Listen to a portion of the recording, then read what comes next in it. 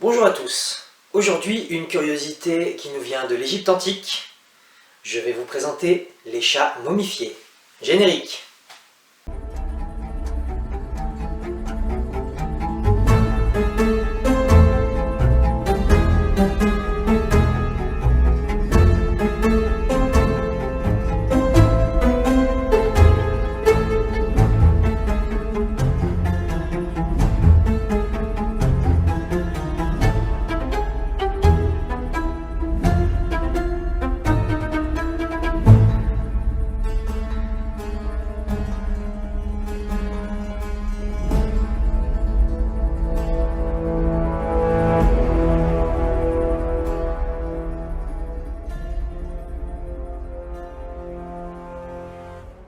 On a retrouvé dans plusieurs tombeaux égyptiens des chats momifiés. Le procédé de momification est exactement le même que pour les célèbres momies de Pharaon, mais il y a quand même quelques petites différences à souligner.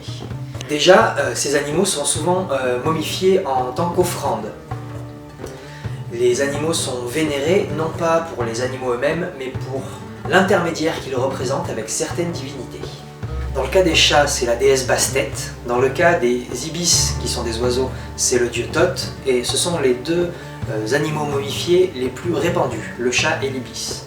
Mais on trouve aussi, en quantité plus rare, des crocodiles et même des scarabées momifiés.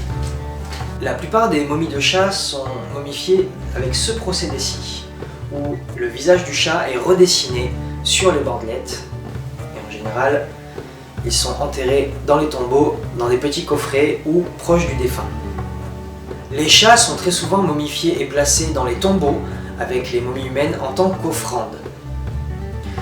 Il existe plusieurs petites variantes, on va dire, et je vais d'abord répondre à une première question. Pourquoi momifier des chats? D'abord pour plusieurs raisons. La première, c'est quand ce sont des animaux de compagnie, et ils vont accompagner leur maître dans l'au-delà.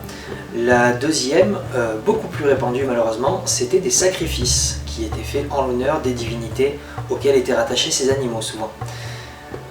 D'ailleurs, on a retrouvé dans certains temples des preuves comme quoi les chats étaient directement élevés dans les temples à cette intention-là. On récupérait des bébés chats et ils étaient très bien traités, par contre la finalité c'était quand même de les égouiller.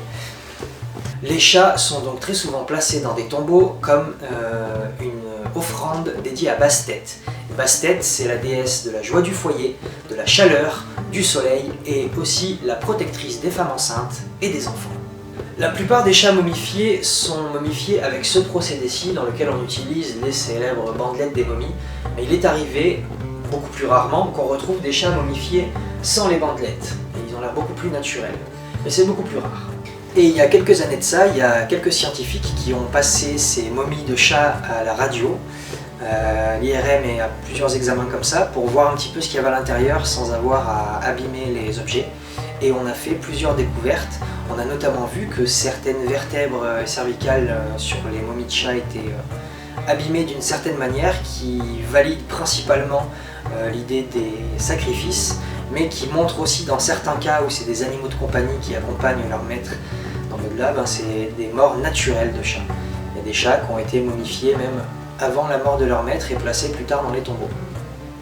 Voilà, c'est tout pour cette curiosité des chats momifiés. On vous montre ça d'un peu plus près tout de suite et on vous dit à très bientôt pour un nouvel épisode de Cabinet de Curiosité. D'ici là, n'hésitez pas à regarder les anciens épisodes, partagez-les si ça vous a plu et on vous dit à très vite. Ciao ciao!